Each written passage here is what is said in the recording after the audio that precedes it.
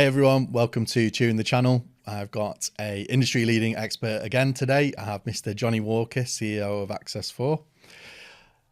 I don't know where to begin with Johnny. I'm really looking forward to this. He's worked for Phones for You, banks, travelled, ran his own successful reseller business, sold that, moved into wholesale, sold that, stayed there, launched new products, numerous things. Really interesting guy to speak to.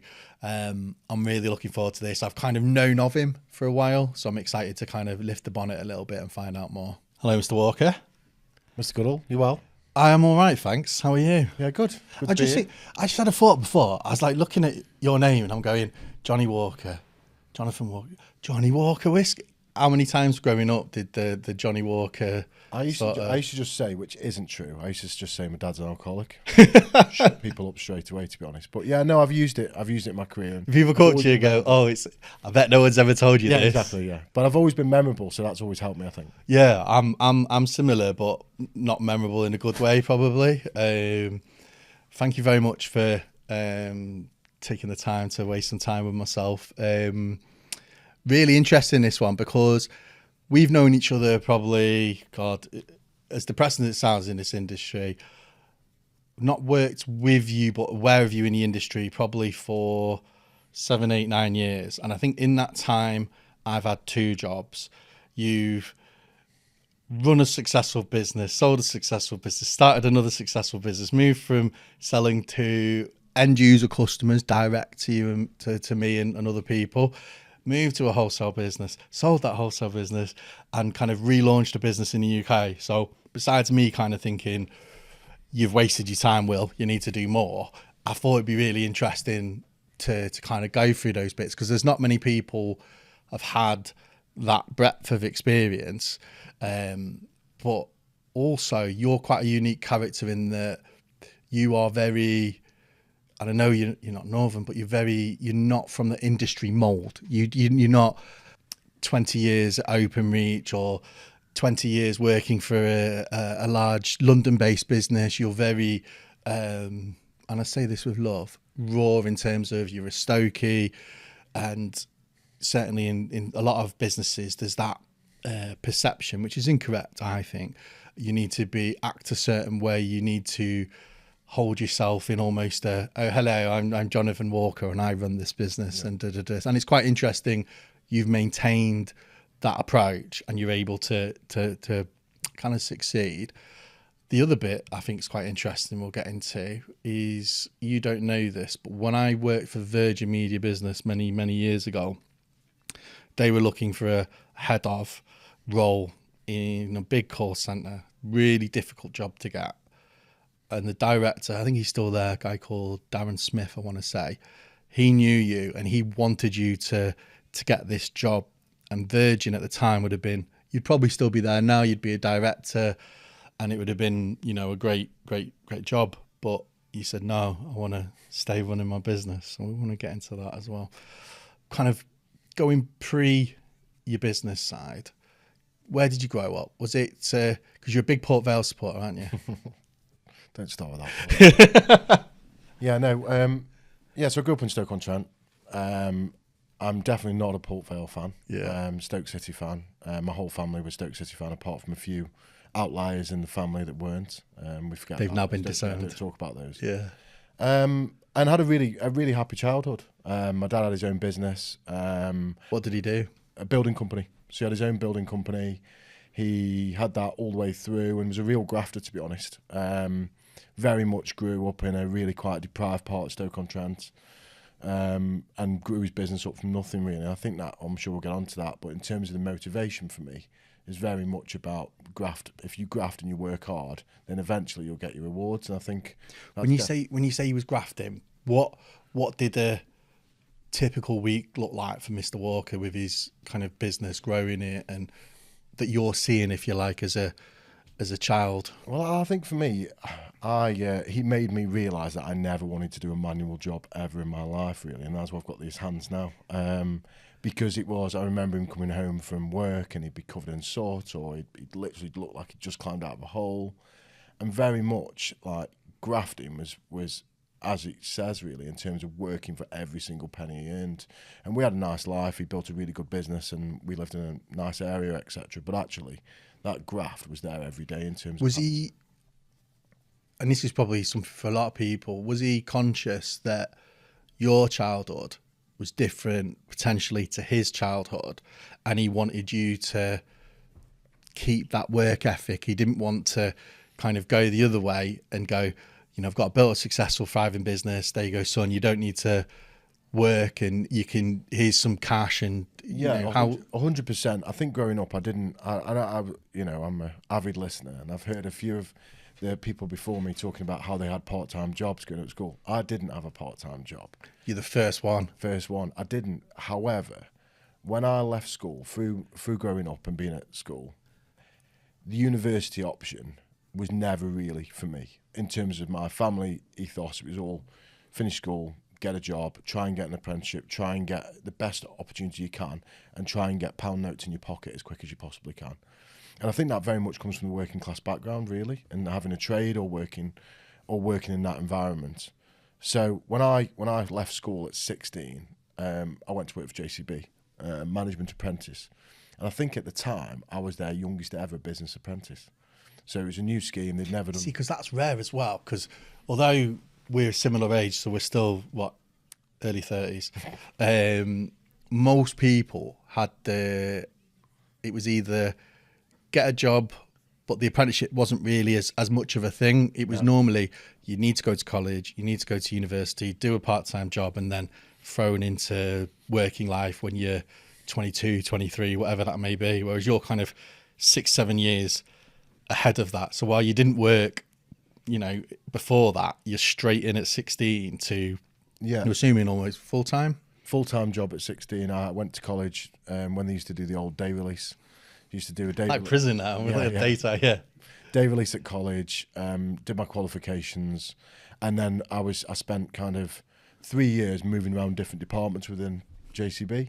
But I think at 16 it was a massive jump. I'd gone from being at school, messing around with my mates, to then going and working in this big corporate environment.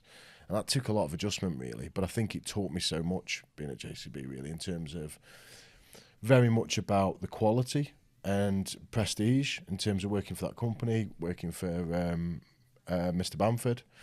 And I remember, I've got a bit of a story about Joe Bamford, who was the founder of the Diggers. So I remember on I think it was second or third day, their offices were absolutely huge, big open plan offices that sat above the factory. If you've ever driven in Roaster, you've seen the size of the office. It's monster, huge. Yeah. Well, their offices, their trading floors are the full top of that office, open plan. So I'm sat there as a 16-year-old, shrinking in my seat, thinking, what am I doing here? You know, I've been here 3 days. And Joe Bamford walked past, or Mr. Bamford walked past, and he stopped and said, "Oh, I've not recognised you before. What's your name?" And I said, "Oh, my name's John Walker." He's like, "Oh, Johnny Walker." No, he didn't really. Anyway, so he said John Walker, and I said, "All right, no problem." He was there for about 30 seconds, then walked off again. 3 years later, and I was sat at my desk in a different department, and he walked past and goes, "John Walker, how's your apprenticeship going?" And this is someone with 6,000 or 7,000 employees global or worldwide. And that always stuck with me in terms of that interpersonal skill that you demonstrated to me has stayed with me. And so it's how you treat people makes a massive difference in your career. Do you know what? That is such an undervalued thing, because I remember, more kind of, as we go through your career, there's businesses probably I've been in, and probably people watching, listening, where that just wouldn't happen. It would be owner walks past someone, there's no acknowledgement, and you're left feeling not great, let's be honest. But having a owner, and then fit to remember, I mean, there's the famous story that Napoleon used to learn some of his soldiers' names, and that everybody around drove that loyalty and that sort of approach. Yeah. So yeah, amazing. It was an amazing time, and I really enjoyed my time working for JCB. And like I said, I learned a lot about different elements of business. Ones that I didn't want to work in, HR, and then ones that I enjoyed working in purchasing and sales and getting a little bit of experience. Before you went into that, were you, I suppose, almost like a blank canvas? You didn't, in your head, were you like, I've got a bit of a gift of the gab, I might do this, or? I had no idea, to be honest. I'd applied for an apprenticeship. I think there was a few thousand kids that had applied for the apprenticeship at the time. I'd gone through various different tests. Why do you think you got it? Gift of the gab, I think. I think very much that in terms of being able to chat, being able to understand people and build a conversation really quickly. I think it's something I've always been very good at. So I think that's why they gave me the job. And I think what they did, which was really clever and probably ahead of the time, was they did a lot of assessments to understand where your skill set dropped in, and then putting you in departments to start with, which then suited your skill set, which was really good. So, and then they moved you around different departments at the time to get a really broad spectrum of understanding of business. And I think But your dad was proud as well at 16 going to work for JC, because you the interesting thing, and I know you said you didn't want to work in manual labour, but it could have been quite easy to work for your dad, cash in hand, guaranteed job, go to college, go out with your mates and live that life. But you've kind of gone, I kind of want to do something different, and I want to push myself. I want to work, but I also want to work in a really structured way that's going to make me more rounded, if you like, during the rest of my career. Not many 16-year-olds would kind of do that. Yeah, no, 100%. I think at the time, I probably wanted to go, well, I know I did, wanted to go down the college route like all my friends did, and wanted to go off to uni. But actually, I definitely appreciate being steered in that direction. And I think also as well, I mentioned prestige before. Living in Staffordshire, JCB was such a big, prestigious business within that environment and community. So actually, to get an apprenticeship at 16, it was a proud moment for my parents. Yeah, I bet it was. And then did you start paying rent straight away? Yeah, I did. I thought you might. Didn't even give me a month off. No, I think it's that growing up, isn't it? Becoming an adult and learning the value of money. So you kind of went through there, but you went into, I want to say banking, but banking's like a massive sort of word. But what made you kind of start? Because we see after JCB a kind of a little move where you're becoming sort of a businessman, if you like, where you're kind of moving away from JCB. Because JCB, you could have stayed there probably, you might still be there now. So a lot of people do a long tenure there. But you moved and went into mortgage, banking, those sort of things. Yeah, so when I finished at JCB, I remember being in the last 6 months of my apprenticeship and then starting to discuss offers and where I could stay and what departments I could have a full-time job in. And I remember sitting next to one of the girls in the office at JCB, and she had a calendar, and they have shutdowns because it's a manufacturing business. They have a shutdown, so you can't just book holidays. You have to have a shutdown. And she was crossing off every day to the next shutdown. And I remember sitting there thinking, I can't do this. This isn't for me. I can't be wishing my life away. I mean, look, it was a fantastic business, but I thought, I can't wish my life away at 19 or whatever, how old I was, 19 at the time. I've got to be wanting something more. So I finished my apprenticeship and decided to go travelling. So I went to Australia for just under a year, travelled around a little bit. I've got some family and friends in Perth that I went to stay with, played a little bit of rugby out there and lived the life, to be honest. It was such a fantastic life. It's almost like you're making up for the years of working when others were maybe... Yeah, and exactly, I think that was very much a conscious decision that, you are already 3 years into your employment, into your working life and your career, when other people have not even started theirs yet. So if you don't go and do it now, you're never going to have the opportunity to go and do it. So it's quite a difficult decision. I think a lot of my friends, family thought I was nuts to leave and go and do something. Does that bother you sometimes, what people think? Or if you know what you want to do is the right thing, you're quite good at drowning that noise out? We've got a joke in our family where my mum will still say to me now, even after everything I've achieved in my career, will still say occasionally, "You should have stayed at JCB, And then my whole family will laugh and be like, "What do you need to do in order to get past that?" You could be in charge of purchasing now. Yeah. So you could think about how much annual leave you would have built up at that time. So anyway, so my mum still thinks I wish I'd, in a way, still wish I'd stayed there. But yeah, it was a good decision for me, really. And then when I was in Australia, as I said, I was travelling around playing a little bit of rugby. I got a part-time job working for Telstra, who is a massive phone operator in Australia, selling door to door. How did I know it'd be selling? business contracts, and and it was almost like a light bulb went off in my brain to say, this is what you're looking for. This is you. And I remember being there, and they had a competition where if you sold every day for 5 days, you rang a bell, and then if you sold for another 5 days, you rang another bell, and if you sold for 5 days after that, they offered you a team leader job. I did it in 15 days. Did the whole lot in 15 days and was offered a team leader role just because I found a way to be able to understand the product, understand the people who I was selling to, put the two together, and then could produce a sales performance. And I think that's what I've always been pretty good at, to be honest. If I summarised why I've always had an aptitude for sales, it's been able to understand the people, understand the product, and then being able to sell both.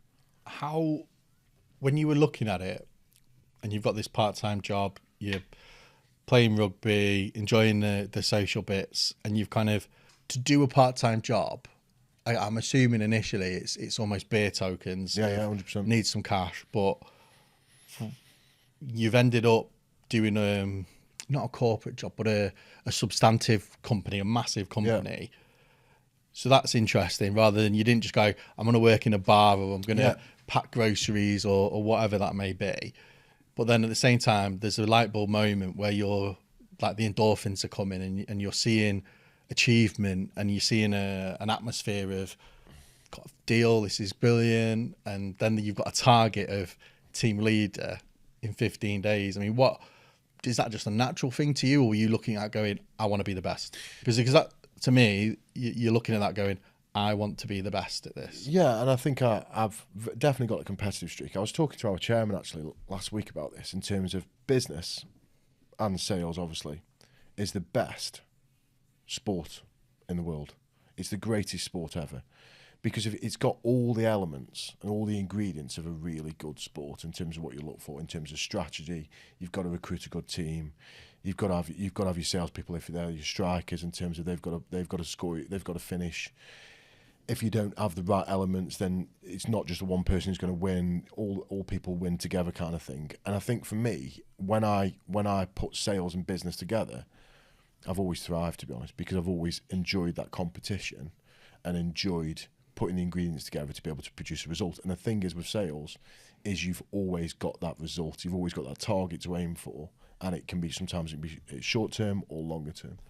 I'm kind of skipping ahead, and I'll go back, I promise, but that sort of approach, and I remember we were talking to Adam at Ibex when he started his business. He went from sales to starting his business, but because he'd come from sales as opposed to maybe an operational background starting a business, in his head it was, we need to get trading.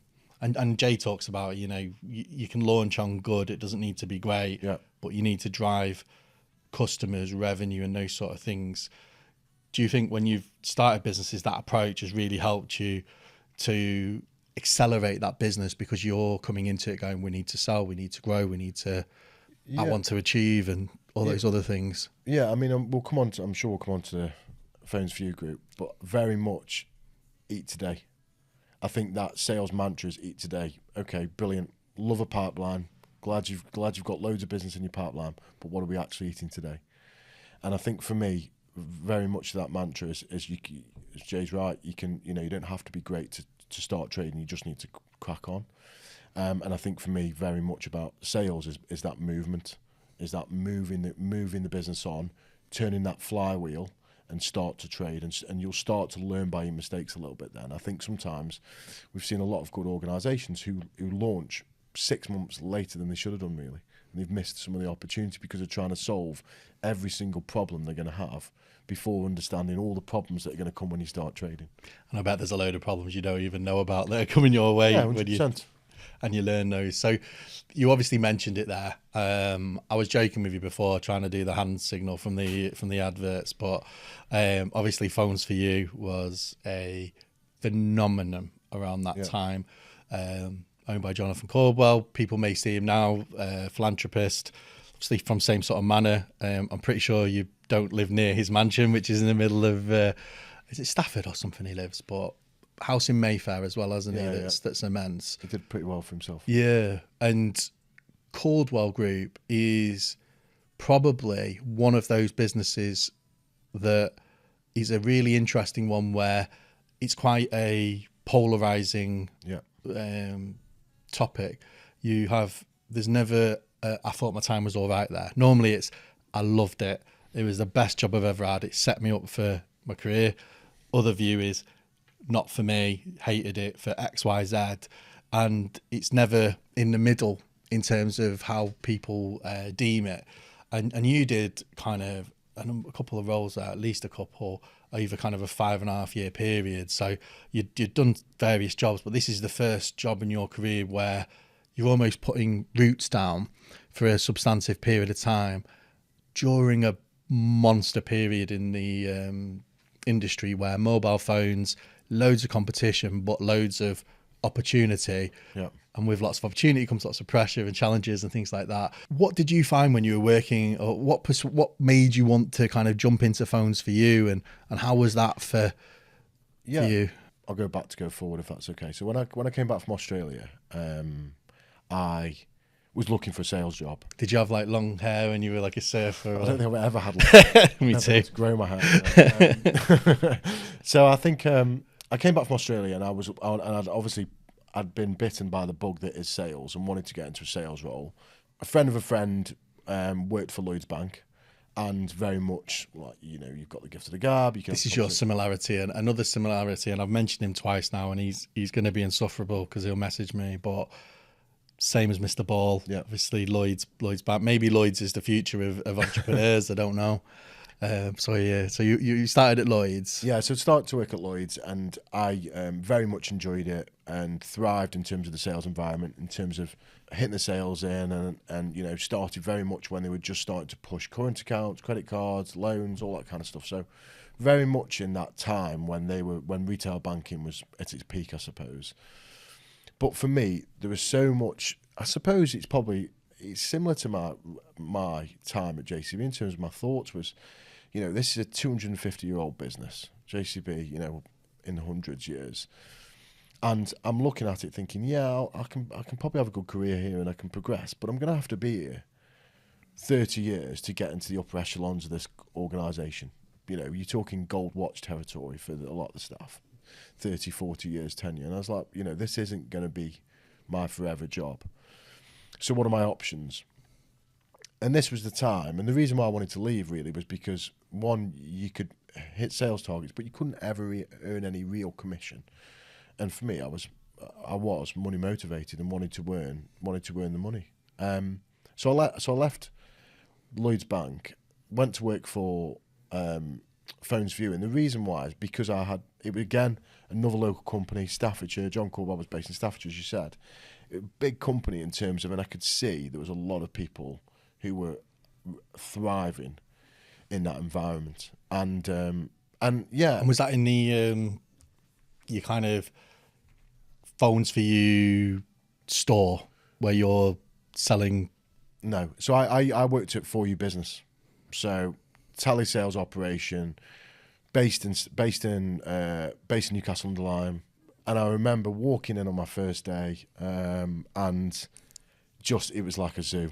Full on. Coffee is for closers. Yeah, coffee is for closers, boiler room environment.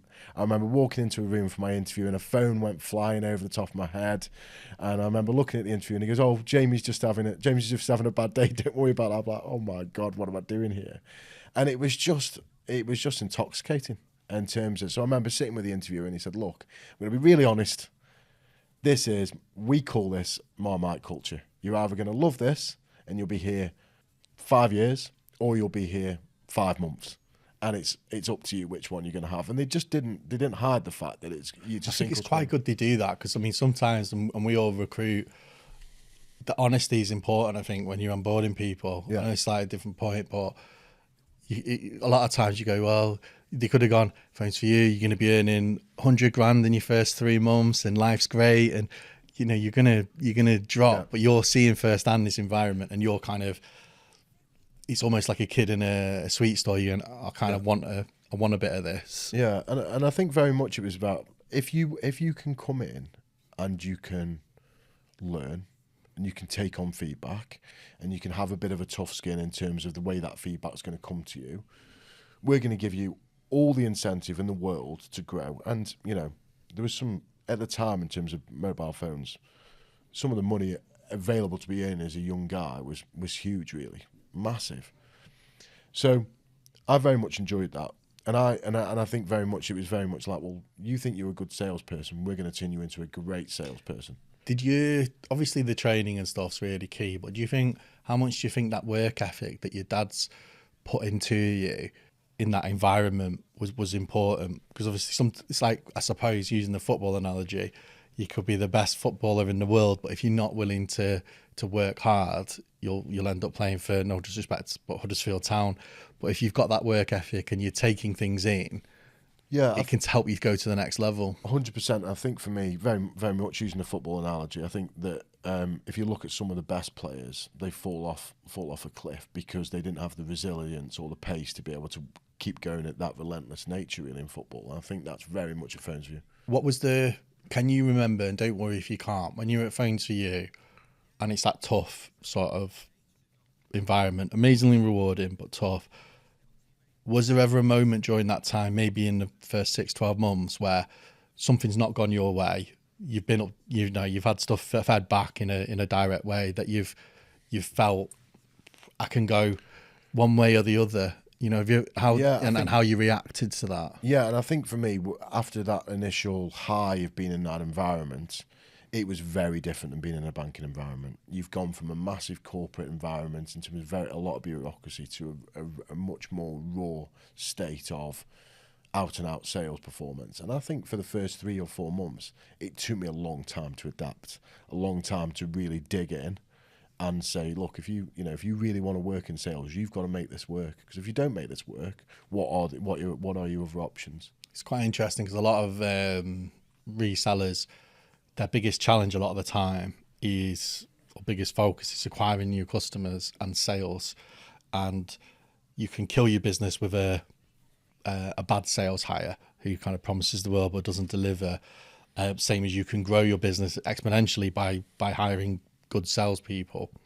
But the sort of approach where, within that 3 or 4 months, you're kind of going, right, this is tough, but I need to dig in, learn what's the right behaviors maybe, or take on board the coaching, and that helped you accelerate. You could quite easily have, this is really difficult, I'm going to go back to JCB and work in HR, or I'm going to go traveling the world, or I'm going to go back to Lloyd's. When you look back, what kind of made you dig into that first 3-4 months? I think for me, fear of failure, in terms of I didn't want to, and I still don't. I don't want to fail at anything really. I want to be a success. Is that like partly yourself, but then partly you don't want to, maybe friends? Like for me, mine is like my dad, going to my dad and failing, and he wouldn't see it that way, but that's a big thing for me. I don't know if it was similar to you, or is it? Yeah, I think for me, I'd obviously made a conscious decision to leave JCB. I'd gone travelling. So I think for me... Your mum wanted you to stay at JCB, still does, yeah, absolutely. So there's a lot of, I wouldn't say family pressure, but family pressure to say, actually, come on, you've decided to turn that down. You've gone on your own path. You've got to make that work for yourself. Really. Have you seen as well, when we go through this, and that's why I love these pods, is the theme that's coming through, and I have a feeling it continues, your own mind. When you want to achieve something or know this is the right course of action, there's nothing stopping Mr. Walker making that step. Even if it's from the outside, people saying it's a difficult environment, or you've got maybe a safer one. And I think we'll go for it. And I think this comes down to leadership, and probably some of the traits I display as a leader. Really, is very much you've got to know your own mind. So whilst you can very much work in an organisation. So for mine now, I very much love to take input in terms of the guys in my team, making sure that we run through decisions, we talk about it, and take options across the board. And try and be quite democratic at times. But was Phones For You like that? I think what Phones For You gave was a lot of ownership in terms of, if you make a decision and you need to stick by that decision, you need to make it work, you need to make it happen. So for example, if you commit, so one of the things, I work for some really good guys so I've been very fortunate to have some really good mentors who've come to me, or I've come to them at the right time in my career when I've needed them, when I've needed that bit of advice. I remember working with a guy at Phones for You, and he always used to say, know your numbers. Never leave your desk, never leave your environment without knowing your numbers inside and out, knowing how many sales you're on for the month, knowing that, because you don't know who's ever going to ask you, and you need to know those numbers. And I think what he was actually trying to teach me was, if you know your numbers inside out, you'll know exactly where you are to target, and it'll push you to get further and further onwards. And I think, so I think that ownership of the targets was very much instilled very, very early on at Phones for You, as in know your number, own your number, make sure you deliver and hit that number. I always thought, and this is more on the B2C side, I had a friend that worked there, and I think for whatever it was, you'd always have, there's a new phone coming out, or whatever it was, call it the iPhone 3, it's amazing. Everyone wanted it, and I think I remember him working there, and for whatever reason there was an issue, so they couldn't get hold of these. But the culture within the business wasn't, don't worry, we don't have that phone that a lot of people want. It was, well, this is a similar one. It's a, I don't know, Samsung or whatever. Target's still the same. Achievement expectation's still the same. There wasn't that excuse bit where, you know, some of us, we may look at other businesses where they go, well, we can't do that. Oh, that's all right. You don't need to achieve. It was very much, it felt like from the outside, Phones for You was going to grow. And if we can't go right, we go left. And that was the sort of spirit within the people working there. It wasn't kind of an excuse culture. I don't know if that's kind of... Yeah, 100%. There was nowhere to hide, really, in terms of performance. You couldn't say, as for example, oh, we haven't got that phone in stock, I couldn't sell it. Well, we've got 10 other phones that are all in stock, and actually all of them pay more commission than the one you're trying to sell. So why don't you sell those? And I think it was very much about, as I said, eat today. You've got to hit your numbers today. Yes, you've got a pipeline, but you've got to deliver on your pipeline as fast as you possibly can. And then you moved into like operations within there. So you kind of, I'm assuming Phones for You's operations slightly different than maybe the operations role now, particularly from the sales bit. I mean, what is that at the point? Because what I'm trying to get at is, during your journey, at which point are you starting to accumulate those leadership skills where people are reporting to you, and not only is it eat today, hit my own personal targets and earn cash, it's you're collecting people that you're starting to lead in a way that you're wanting to lead. Yeah, I mean, at Phones for You, I only actually ever sold as an individual for about 6 months. And after 6 months, I was fast-tracked into management. So after 6 months, I was fast-tracked into various different departments within Phones for You. And actually, towards the end of my time there at Phones for You, what I actually did was they would put me into different businesses that they were looking to acquire at that time. And I'd go in and say, right, okay, well, can I turn that sales team into a Phones for You sales team? Can I develop that people and turn that culture into a Phones for You culture? Or are we closing it down and just swallowing the business and its assets? So very much about that management was quite quick for me. What was that like? Because the M&A bit is a really interesting bit in terms of both resellers, carriers, alternate aggregation, in terms of my world, your world, loads of M&A. I mean, obviously you've been through bits, but how did you deal with going into a business and knowing if it's not the right fit, it's going to be a business that, you know, we may close it, or we may do different things. How did you start processing that sort of business acumen, if you like? Because it is you're going in going, I'm going to turn it around, but if I can't, I know that will. Yeah, I think for me, I think I always had the mantra that if I couldn't turn it around, it wouldn't be because of anything I'd done. And what I mean by that is that I backed myself as a leader, in terms of a people manager, in terms of a trainer, to be able to really upskill and train staff. It very much came down to whether people wanted that change themselves. And I think for me, because it was a Marmite culture, but I think the culture I instilled was very much about growth and opportunity. And sometimes it was down to the people to decide whether actually they wanted to take that leap. Yeah, it's good, because I think sometimes people would have gone in and if I take it right, you're going, I will go into that operation, I will give it 110%, I will give it my all, and if people buy in, it'll be a success. If people don't buy in, then we have to go a different route, but I've absolutely tried everything to make this a success, and it's just, for whatever reason, it's just not the right sort of environment. But at the same time, the way you're talking now, it's really interesting. You're adding your own flavour to how you operate.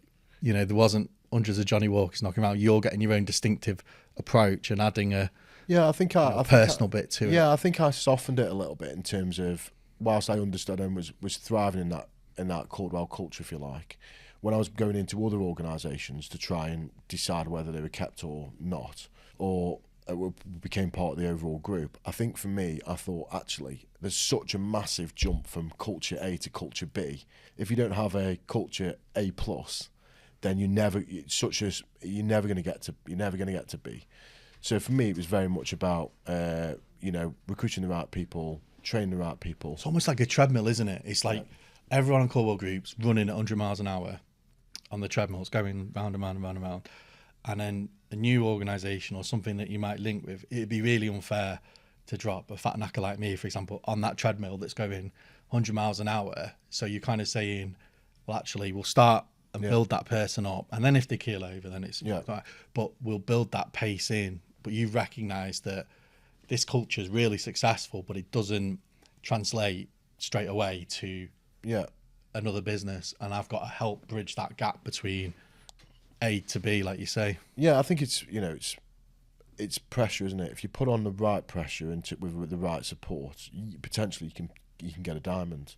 But actually, it's about making sure you're putting the right pressure on at the right time in terms of to get that result, in terms of managing that result. And I think that's something I've always been pretty good at in terms of understanding people, understanding what makes them tick.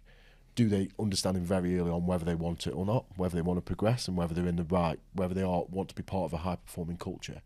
And then if they do want that, and it's just a skill set missing, then you can train that. But I think you've got to start with any acquisition with culture fit. And I think we'll come on to when I sold Luminate. For me, when I sold Luminate, it was very much about the business I was going to sell to and then ultimately be a part of. It had to fit culturally to myself and also my guys. Otherwise, it would never work. Because the guys that bought into you, your values, and the last thing you'd want to do, I would imagine, is kind of go, guys, I said all these things, but I've now sold you to Will Goodall, Death Squad or whatever. Not selling to Will, no way. Yeah. The check's bounced. I've got a Ferrari, see you later. Yeah. It's not really how you've built teams. So when you were kind of phones for you, is there a point there where, again, it's another job where you could stay and succeed and make lots of money, but your kind of move then is more into a not smaller but different? I think, to be honest, the reason why I left ultimately was that the group was sold. So John exited the business. It was an opportunity for me to leave that organisation, and I'd kind of worked for a couple of different telecoms businesses for a couple of months here and a couple of months there, and I couldn't find anything that matched that experience really I had, or that opportunity. Or the buzz.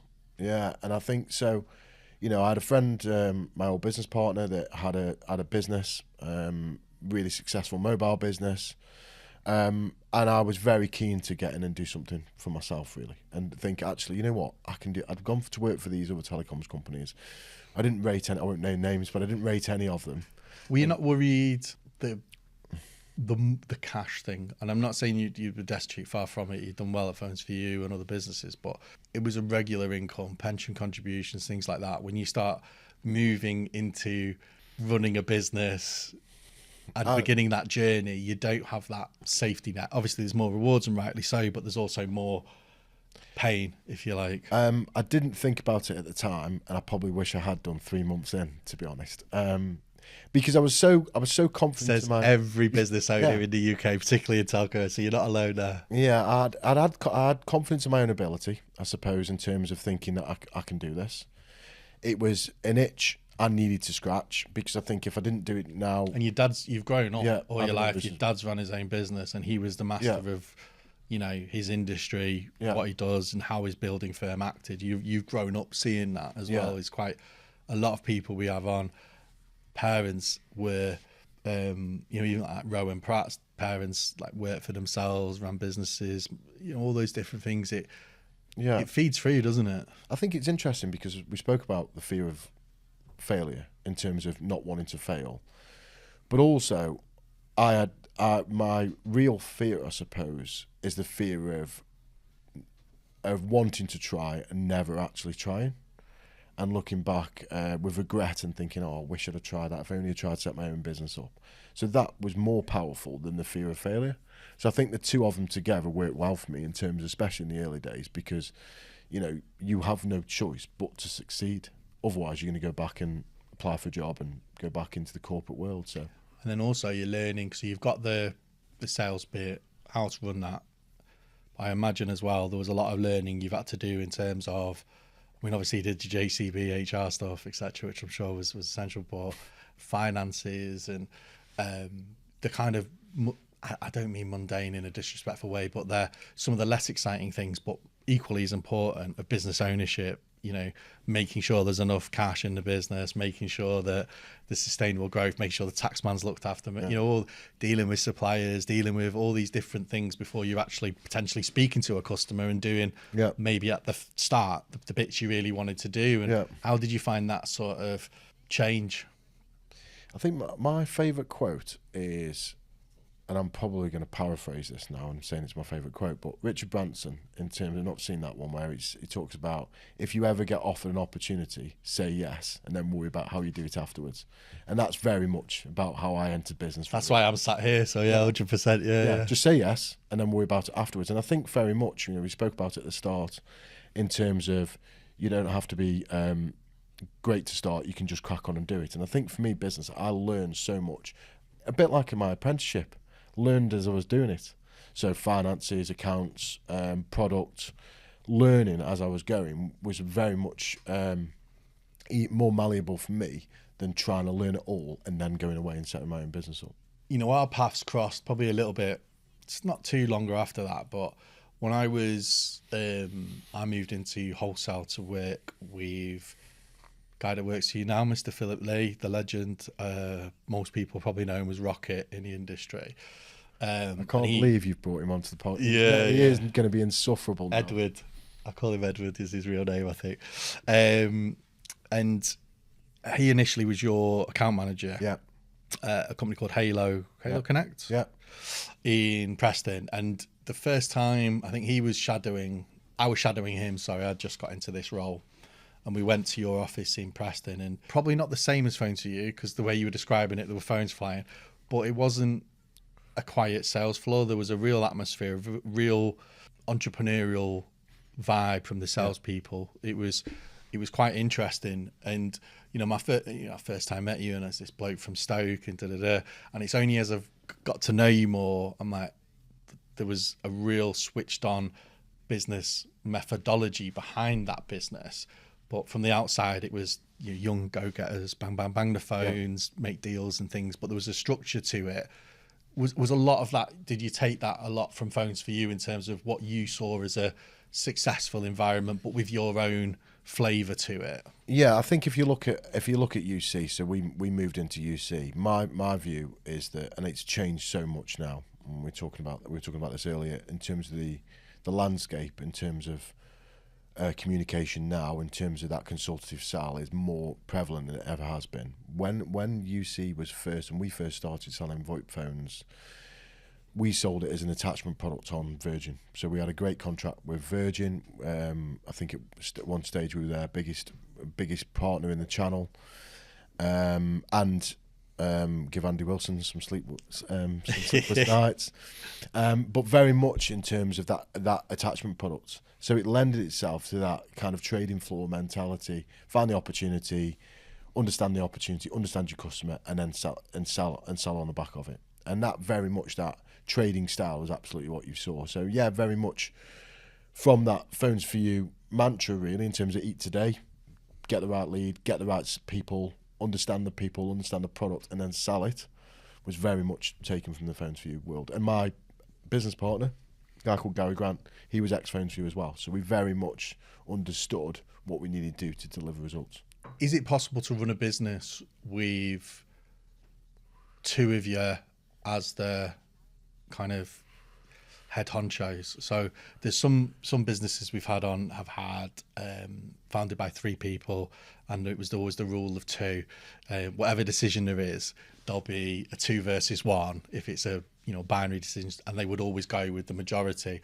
Whereas when it's 2 of you, how do you navigate those? Or was it very much, for example, sales, marketing and strategy, Mr. Walker, operations, suppliers, etc., Mr. Grant, and you both knew where your strengths sat? Yeah, it's a really good point. And I think very much we would talk about having our own lane.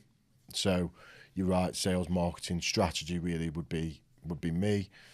Gary would definitely would be the engine in terms of making sure orders were processed, installed, etc. So yeah, we definitely had that split. But I think also as well, what we realised was, if one of you really didn't want to do something, you've got to trust that other person to think, actually, if he really doesn't want to do that, there's probably a good reason that I'm not thinking about to not do that. And I think over the years, there was only maybe 1 or 2 occasions when actually the other one vetoed what the other one wanted to do. Because broadly, we'd either let the person make the decision because we weren't that bothered, I suppose, or we'd be aligned in terms of what that needs to look like strategically. Must be as well a huge benefit when you're running a business to have someone that you trust, because a lot of businesses I've spoken to on here and customers, there's a lot of pitfalls out there with not great advice for businesses that can put people in trouble. And if it's business, your mortgage and all those things, to have someone that you really trust is really important. Like, I could name a number of businesses that we've seen growing where there's always a really, really trusted partner to the CEO, for example, whose opinion is really important. I mean, Jay spoke about it with Malcolm, his MD. It was someone he really trusted when he started his business, and it was important that he had that person to work with. Absolutely, and I think that's key, and I think very much, it's trust is important. I think the other part is in my current business now. If you look at, mentioned Phil, when we were going through this channel growth in terms of launching Access4 UK, Phil was really high on my list of people that I wanted to try and head. Didn't speak to me, did you? Don't worry about Will. He'll just do his podcast. Can't afford you, apparently. Mate, anyone can afford me a Burger King. Don't worry. But no, because the Access4 thing's really interesting, because again, like you march to your own beat, and that's probably the way I would describe our conversation in terms of going through your career. You march to your own drumbeat in terms of what you see, because no pun intended there. With your reseller business, you're kind of doing value adds, it's kind of telemarketing team, etc. But you're kind of evolving your businesses as you're kind of you sell one business and you move into wholesale, whereas a lot of time, most people, when they sell a business, they would spin another business up doing very similar, maybe or maybe not, targeting old customers. You didn't. You've kind of progressed through that into, I want to work more in the channel. I want to work with resellers. Do you think why did you do that decision? Because you could have stayed there. And B, having made that decision, how much does it help you, having come from the world of your now customers and ran a business and understanding their pressures and pitfalls and all those things? Yeah, I think for me, again, probably similar to when I first set up my business, thinking I could do it better. Very much with the wholesale. I remember we were watching margins, within our MSP business. It was almost who blinks first will not win the deal, because very much so margin eroding. We're seeing commoditization of both connectivity and also voice. A lot of saturation in the marketplace, but actually all selling the similar Broadworks product, all selling that similar stack. So actually the only thing you can really compete on is price. So for me, it was very much about finding something that was different in the marketplace, to be honest, for our direct business. And that was the priority number one, for our direct business. Can I create a point of difference in a product set to really help us to add value to our customers. It's a really good point. I know I was talking to Alex Morris at Merchant Tech, one of our partners, and one of his focus is always to try and look at something he can add to his business that the others aren't doing, and to try and have a point of difference, because you'll never have that point of difference for forever. But if you can lead and take that for the 6 months, you can really grow, and it can be quite advantageous. During that time, kind of, you're talking 2016, 2017, it's worthwhile touching on, and we've seen in the news, Johnny Ray, a guest on this show, talked about this sort of voice sales back then, where these 7-year contracts and kit and things like that were common. My personal view, just cards on table, is I'm kind of a bit conflicted with that. I think there is definitely some bad sales practices, and I really dislike that. I love sales. But then, and I suppose all customers, be it a reseller with a wholesaler or a business with a reseller, if you're not sure of what you're signing, there needs to be a little bit of accountability, and that may be a bit of an unpopular view. But what was your take on kind of, when you've seen things now, on what the market was like then and what it's like now in terms of the consumer and voice products, particularly because obviously your specialism? So if you look at the rise of Gamma, for example, Gamma have done a fantastic well from a marketing point of view, in terms of product placement, in terms of really understanding what resellers needed at that time, and put a really good product together. You know, Gamma did a fantastic job of that. And actually, at that time, you had a lot of mobile resellers. So a lot of mobile resellers that had gone from earning £400-500 a box on a phone with a handset, commission up front, and then renewing them every 3 years, and then having a renewal cycle, to actually Steve Jobs comes in and says, for the iPhone, it's going to be £200 commission, and then £100 commission. So what happened is the market collapsed for mobile, for the revenues. Suddenly, all the CSPs, mobile resellers, needed something else to sell, and quickly. So that's where leasing came in and filled that gap. And I think, whilst, you know, there's definitely some unscrupulous sales tactics in terms of 7-year contracts and some of the things that we definitely don't need in the industry, I think where a lot of that came from is mobile contracts come out at the end of the, you know, still now it's 3-year contract, 2-year contract, and actually banking that revenue up front is where a lot of the UC stuff comes from, in terms of it was the same model, just a different device. Yeah, because that's one of the tough things, I think, for a lot of resellers out there, with the upfront cash you can get on that is, and this is probably lessons you learn the hard way, I would imagine, at the start. It can be, you know, I speak to businesses where they've got a lump sum cash. Some will save that and put that into the business. Others will go out and get a glass of champagne or much, you know, and spend it. And then at the end of the year, they struggle with the tax man or different things, and that discipline. And I suppose that's something in your formative years, starting your business, Halo, you've learned, I need to kind of take this sort of learning and apply it to my business. Yeah, I think very much starting when you first start a business, you always go through that period of actually not of your revenue's really tight, cash flow's tight. So it's really difficult to go from cash up front, and as you said, champagne lifestyle, to building a recursive revenue stream. And I think now, actually, the way the market's going is very much about building those recursive revenue streams, because you can't just sell one UC product now. You've got to sell a variety in your portfolio. You've got to sell a variety of connectivity partners, as long as you focus on Elevate first, of course. I'll give you that 10 later. No problem. So you've got to sell that broad church, and that is all about building those recursive revenues as you go. Do you think that's a big thing that you're seeing in the reseller market, whereas probably in the Halo day it would be maybe internet and, you know, a little bit of phone, a little bit of UC. Now you're seeing resellers looking at, you know, voice, multiple aspects on voice, artificial intelligence molding into their connectivity, security, and they're looking to provide their customers as many products as they can. Well, if you look at the rise of Microsoft now, so Microsoft Teams, for example, if you go back 6-7 years, they were nowhere near it in terms of any voice. COVID happened. Suddenly, everyone used Teams. So, and now Teams voice has gone from pretty much nothing to around about 30% market share in terms of voice.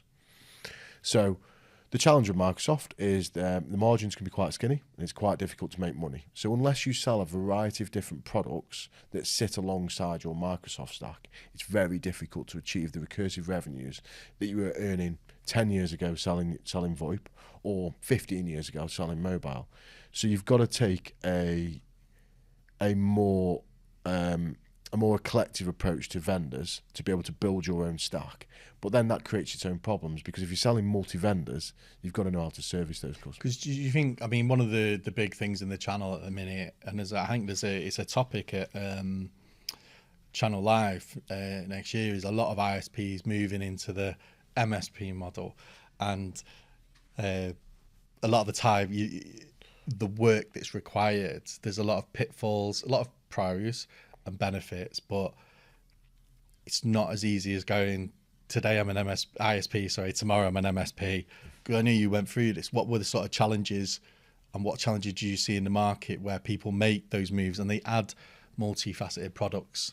How can they kind of navigate through that? I think the challenge is I think in the past it's been a lot easier to fake it till you make it. So have that hamster wheel running in the background. No real automations up front, and you'll just create some kind of process so that in the back end everything is done. That's becoming more and more difficult. Automation. Why is that? Why has it become more difficult? I think because you've got to sell lots of different vendors in terms of being able to really be able to create that stack for your end customer. Because I think the challenge at the moment is, if you want to make revenues, you've got to be different. You've got to create a point of differentiation. If you don't do that, then you'll sell, but you'll never make any money. So if you're selling lots of different stacks across the board, if you don't have a vehicle to be able to bring them all together, your engineering team and your service team will spend all their time on other people's portals and different vendors' portals rather than actually just servicing the customers. Yeah, because there's a lot of... it's a difficult one, because there's a lot of investment in businesses on automation. There's loads of different suppliers and how that's dealt with, and a lot of resellers. There's some who are quite specific with suppliers and vendors, and then there's others that partner with the world and kind of act accordingly. Do you think your move from reseller owner to wholesale channel owner has helped you communicate better to that potential customer base? Because it's not, with great disrespect to myself, it's not a Will Goodall who's worked at Virgin, some other business, and Elevate, saying this is what you need to do, resellers, blah blah blah. You're kind of, I've got the scars, I know this industry, I understand it, and I've built something on the back. Does that give you that credibility, do you think? Yeah, definitely. I think I'm absolutely a poacher tomb gamekeeper in terms of understanding what MSPs and CSPs want. Definitely that. And I think very much throughout my career, I've made a move when I've seen a problem that I think I can solve. And just going back in terms of why we went down the wholesale route was very much that it was a race to the bottom. Lots of people, lots of saturated market. Everyone's selling pretty much the same products. If I didn't create a point of differentiation, there wouldn't be anything to sell really. So very much partnered with NetSapiens out in the States and brought a product into the UK that no one had ever really seen before. And that's why we were successful, recruited a really good channel expert in Jordan Tillotson. Shout out for Jordan there. And helped to really create something different. So really the move... It is unusual though, because I know we'll go back to it, but like to go right, there's the margins. So most people... And James Drake at Eclipse was similar, that he went from doing direct selling to end users to wholesale. Typically, it's not a move you would make, because if your margins are eroding selling to the end user, your supplier, maybe there's a challenge. But I suppose you're kind of saying that you mitigated that by going out to market, seeing something that gave you that first 6-12 month first mover advantage, shall we say, that you had something unique to bring.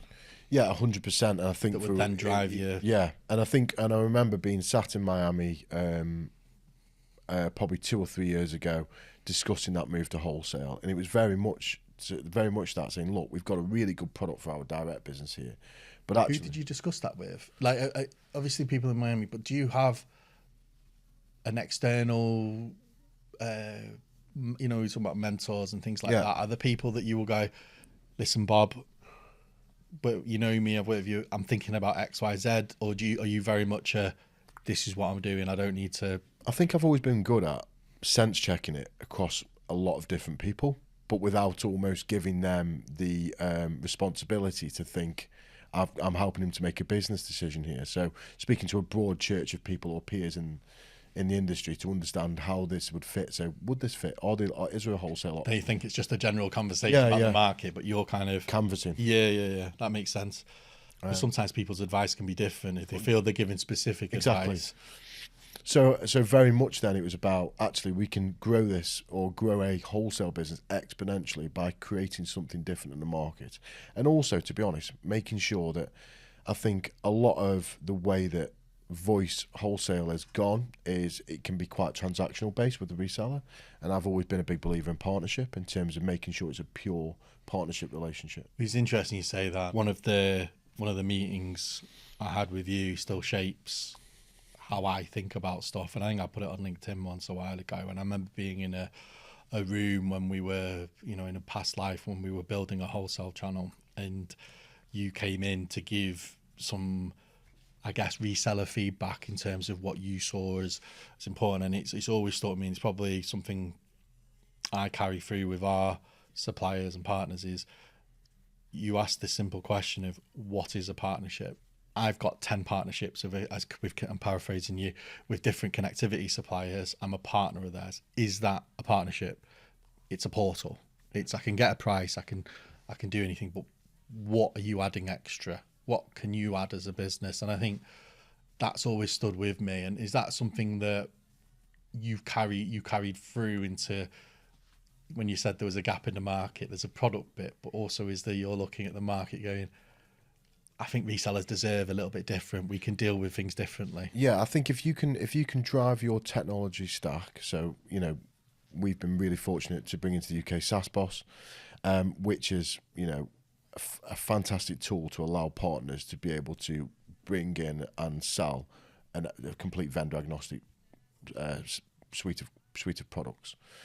Now, what that allows us to do is, because we're not worrying about orders or provisioning or inventory, because it's all done through the system, we can actually spend the time talking to our partners and helping them to get better outcomes for their end customers. And I think for me, because I like to think we were pretty good at sales as an MSP, now what I really enjoy is working with MSPs and say, right, okay, let's understand. Do you get frustrated sometimes, though, where you're looking at an MSP and you're going, I wouldn't be doing that if I was you, but you can't go because you obviously phones for you, you're going into businesses, you turn them around or you're not turning them around. Sometimes you have to kind of at the back of your head, I'm sure it's none of your partners, I'm sure they all run amazing businesses and there's nothing wrong with them, I'm sure they're perfect, but when you're talking to them, sometimes you find yourself going, God, I could turn myself into consultant mode here, and you need to change that, you need to get rid of this, why are you doing this, come on, man. I think you've got to bite your tongue and wait for them to ask you. But I think it's a great, you know, as I've always had a real buzz from helping people. So from back to the sales point of view, in terms of helping young people to sell and to be successful, was always something that was really, really important to me. And I think now helping businesses, MSPs, to really find what they're good at and really helping them to understand the marketplace and helping them to win in that marketplace, yeah, it definitely gives us a buzz. And I think for my team, we're all very much focused on, if the MSPs win and our partners win, we absolutely win. We don't need to worry about our bottom line because it'll look after itself. No, that makes sense. And kind of, obviously we touched on the market in terms of the sort of topical stuff with contracts and whatnot, but where do you, because I'm conscious, you know, there's other great businesses as well as Access4. This isn't obviously a commercial for you guys. They're all good. Where do you see voice in the channel? Because there's so many different facets to it now than there was in the past. It was more a seat, and it was, you know, it's not typically a growth area. Is that controversial to say that? Because there's some bigger boys in there. Are you seeing a lot of growth in that in the channel? What's your view on that? What I would say is, if I asked you, Will, this might be dangerous asking you this, but what apps do you use on your phone to communicate with people? WhatsApp. Yeah. You're asking a Philistine here. Facebook Messenger, maybe? No. No? Teams? Slack. You Slack? So Slack, WhatsApp, and LinkedIn. Right, okay. So all of those are... So if you look at... If we go back a number of years, and I say contact centre to you, you would probably imagine 50 to 100 people sat in a line, phones for you, very much sat there on a line of people making phone calls. Contact centres now can be someone sat at their desk dealing with lots of different fields of information. So, for example, you mentioned Slack, you mentioned WhatsApp, and being able to pull all that information together. So the rise of omnichannel in contact centre is huge. And in terms of how they all integrate and speak to each other is the future of voice. And being able to be able to pull all that information to one place is going to be so important in the future. So, yes, traditional voice, you could say, is waning, but actually it's about the full UC stack. And I think if you look at UC, customer experience, and some of the things you can do into, for example, call recording now is astonishing in terms of transcription. If you look at the way that AI is driving the way that we have... What's AI? Yeah, I'm sure you'll have a podcast on AI, mate. Oh, God. Podcast will be done by AI. I'll be God. No, it's really interesting because I think one of the takeouts, and I'm conscious of time really, because we're kind of getting towards the end. If you're looking at kind of technology doesn't stand still, and innovation is really important with resellers to go, this is a new product we look at, but obviously to do it the right way. Yeah.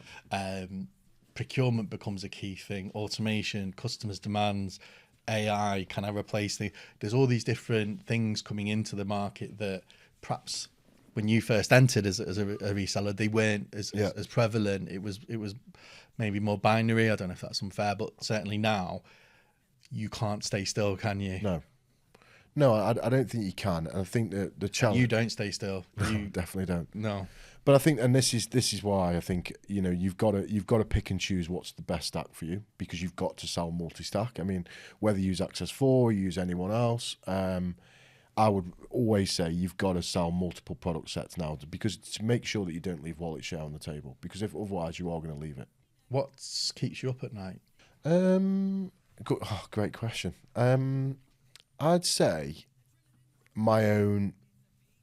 Sometimes I can definitely be thinking big picture all the time. I'm always thinking, right, what's next 3 months look like? What's next 6 months like? What's 12 months looking like? And constantly, I think the one thing I'll go to sleep thinking about is, right, what's the next step? Right, I'm going to say in my head, we've conquered this. What's next for us? What's next for the business? And that's what keeps me up. Do you ever, and I probably know the answer to this, do you ever sit back and go, happy with where things are? I'm trying to get better at that. That means no. Yeah, I think Kirsty and the boys would say I ground myself by, you know, for example, I'll go and watch the boys play rugby and really understand what life's about. And that helps me to look back a bit more and say, yeah, actually, you've done a good job there, because it's something that I've always struggled with, because I'm always thinking, no, got to go again. No, that makes sense. And I think, you know, kind of recapping over, you know, growing up in Stoke-on-Trent with your dad grafting, coming home, and so you're kind of looking at this going, this isn't quite the right thing for me. Doing apprenticeship, one of thousands to get that at 16. Your friends are probably going around Hanley. Anyone in their early 40s will know Hanley was a good place. Transitioning into travelling, sales, business ownership, selling businesses. I mean, selling and retaining and running a business, all these different things. It's quite a unique journey. I don't think I definitely have never had anyone who has that breadth and has that probably humility, I suppose, in a roundabout way, but has these facets of knowledge. I think it's really interesting in terms of the market, and I think a lot of resellers, and I think a lot of people who want to, they might be wanting to scratch that itch, as you put it, to start their own business. There'll be resellers looking at different products, change from ISP to MSP. Might be people looking to exit businesses and things like that. And as I always say, I know your door's open for people if they've a bit of advice, a bit of support on things. I can only thank you for coming on. Hopefully you've enjoyed it. Yeah, absolutely. We edit it as well, because I am normally, I've got a 6-pack on the on the show, and no grey beards, but it's really appreciated, mate. No and problem. hopefully keep in touch. Will do. Thanks a lot. Cheers, pal. Well, Johnny Walker is not just a whiskey; he is also a successful businessman. Really enjoyed that episode. I think, for me, there's been some really key takeouts, and I hope you enjoyed that. I think knowing your own mind, seeing opportunity in the future that perhaps others haven't, being agile to change are really important things. And I think that culture as well needs to be in there. So a fascinating journey, and talking to him, I'm sure it's just the start in terms of where he wants to go. I can't imagine him ever retiring and sitting still, to be honest. So really enjoyed that episode. As always is the case, I know for a fact, knowing Johnny, if there were bits there that you thought valuable, questions, bit of advice on business, sales, running businesses, exiting, all those cool things, I'm useless at that. I would reach out to Johnny and he'll be more than happy to spend a little bit of time. As always, podcasts will be on all your new normal things. YouTube, you'll notice I've not lifted my arm repeatedly today after feedback. Spotify, various means. So hopefully you'll feel free to engage, and look forward to speaking to you all soon. Take care.